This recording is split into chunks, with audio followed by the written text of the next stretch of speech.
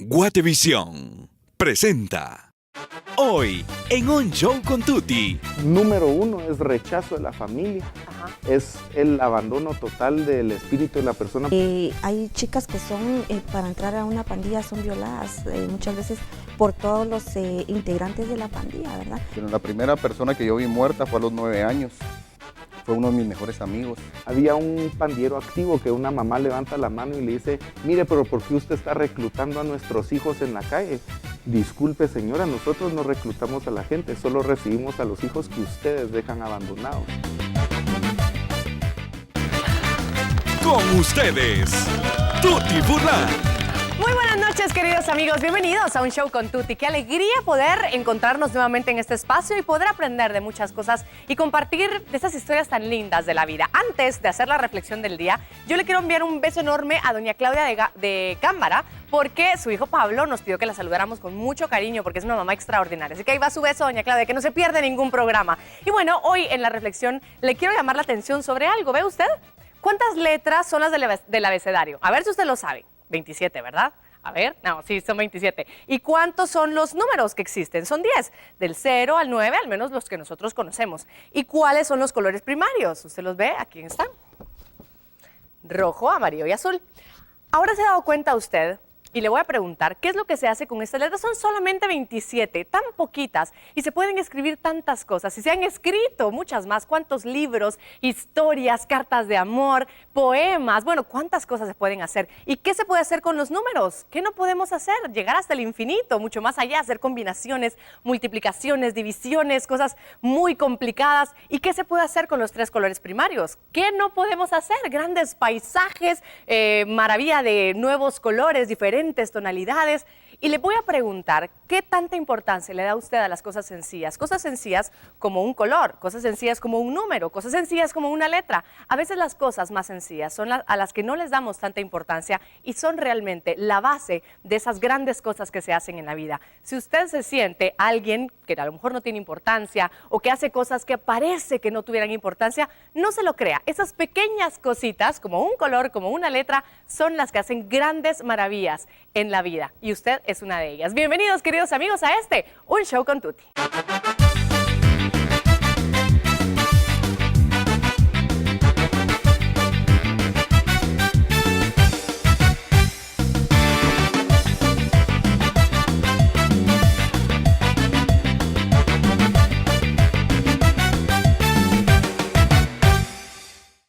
En este programa queremos, y ojalá usted tenga todo el tiempo de sentarse, de escuchar, de atender a cada una de las cosas que vamos a platicar. Vamos a hablar sobre la prevención de las pandillas, que es lo que ya se está haciendo en Guatemala. Sin embargo, no podemos hablar de este tema sin hablar y entender también a profundidad por qué se dan las pandillas. Muchas veces nos dedicamos, de todos en general, me incluyo, a decir qué barbaridad, un pandillero, un marero, ¿por qué hacen esto? Personas, no sé, sin corazón, y simplemente juzgamos y no entendemos todo el trasfondo que hay detrás de sus propias historias, cada uno con una historia diferente, cada uno con un pasado, con una familia, con propios pensamientos inculcados, heredados, como usted lo quiera ver, pero de esto se trata el programa de hoy. Vamos a conocer un poco más sobre las pandillas y los pandilleros.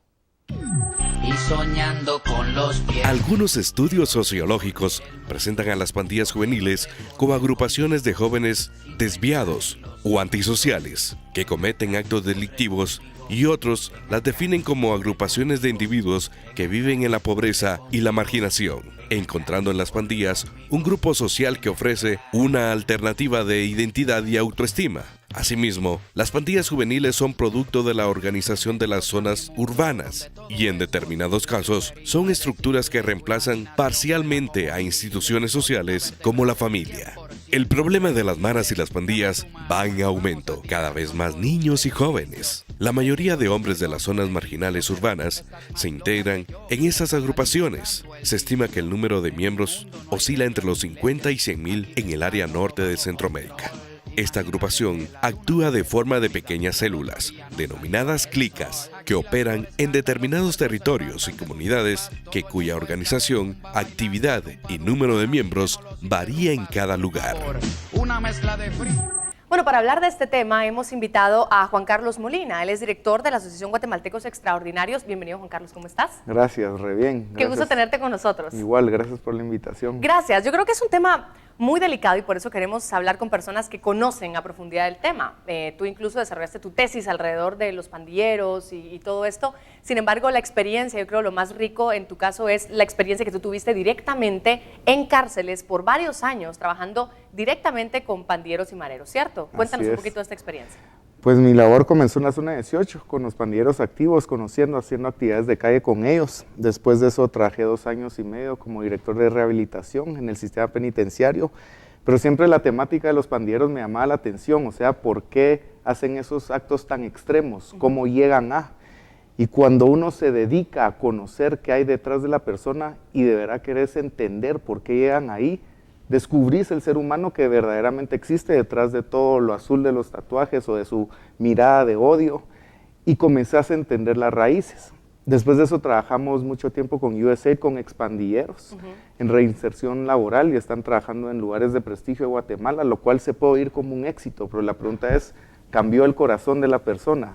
Llega a la casa y se sigue comportando como un caballero ante su esposa, ante sus hijos. Si eso no cambia, no va a cambiar lo que nosotros depositamos en la sociedad. Y eso fue lo que entendimos. Podemos hacer grandes shows y trabajar con cientos o miles de personas, pero lo importante es que tengo adentro.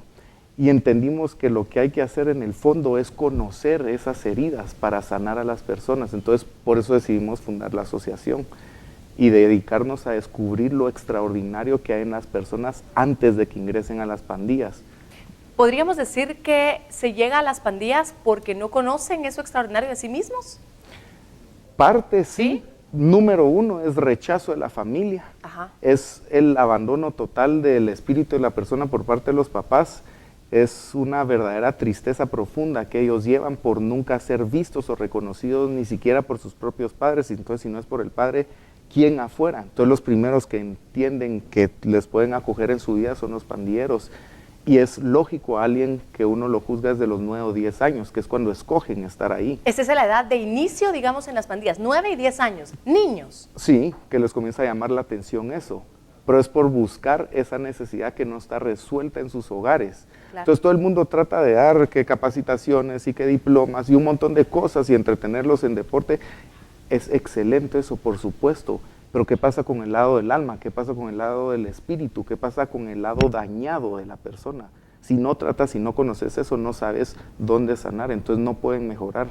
Y llama la atención que es la edad justamente en donde están entrando a la adolescencia, ¿no? Donde quieren reafirmar su identidad, cuánto valen, dónde los aceptan bien, ¿no? Y ahí es donde buscan, donde sí los aceptan, aunque sea por actos vandálicos. Buscando el amor, llámase también atención, aceptación, y cuando no existe eso, entonces la persona realmente busca cualquier medio con tal de ser expresado, oído, pero se va al lugar de la antítesis de. Claro. Entonces solo encuentran el odio y el rencor y de eso se alimentan y por eso es lo que hemos expresado en la sociedad. Ahora, desde que yo recuerdo, joven, adolescente, tal vez siempre se ha hablado de que si los mareros y los pandilleros y que si la prevención y que cómo evitar y empezar desde los niños o los adolescentes o rehabilitar a los que ya han pertenecido a alguna pandilla.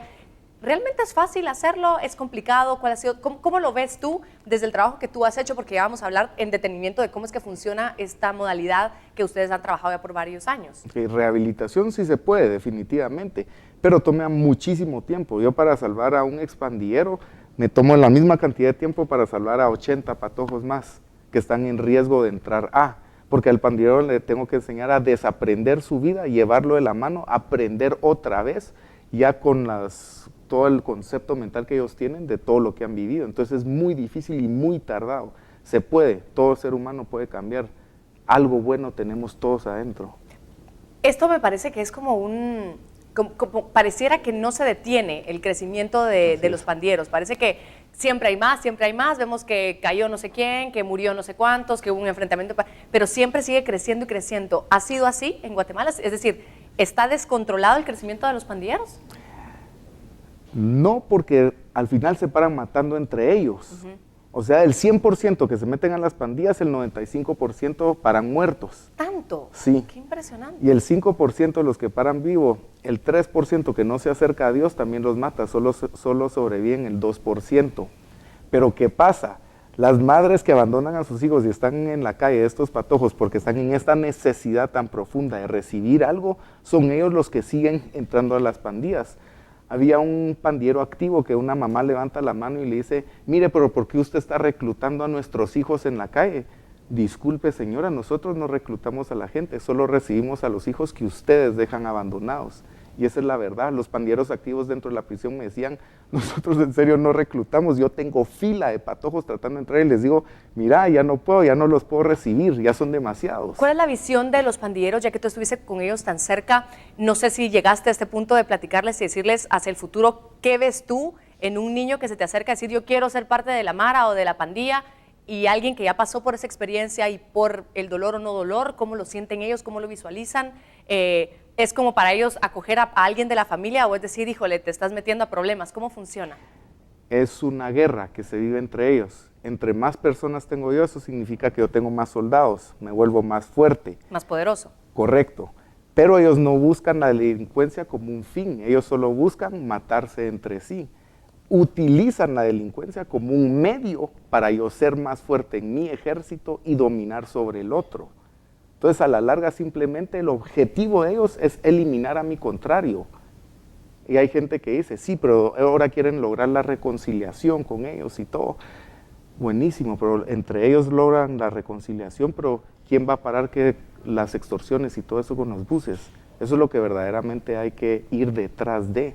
Y eso es precisamente a lo que te has enfocado con la Asociación Guatemaltecos Extraordinarios. Vamos a hablar mucho más de cómo es que funciona este proyecto, cómo es que se aproximan a los niños, a los adolescentes, a los jóvenes, para poder prevenir que lleguen a las pandillas. Es nuestro tema de hoy. Coméntelo, por favor, a través de nuestras redes sociales. Hacemos la primera pausa y volvemos.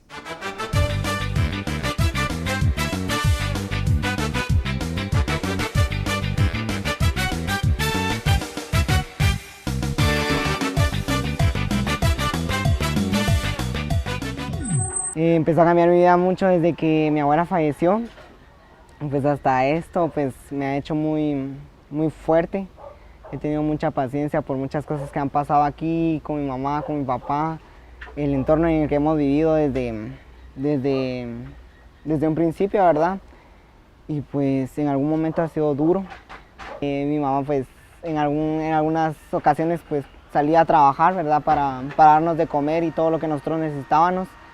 Pero llegó a tal punto de que ya no podía ni mantener nuestros estudios y recuerdo muchas veces que no teníamos para llevar refa o para comprar armas de algo allá y todos nuestros amigos así como que ustedes no trajeron nada, así se sentía difícil porque decía yo, ¿dónde están mis papás entonces, verdad? O sea, ¿qué están haciendo para cambiar esta realidad de la que estoy viviendo, verdad?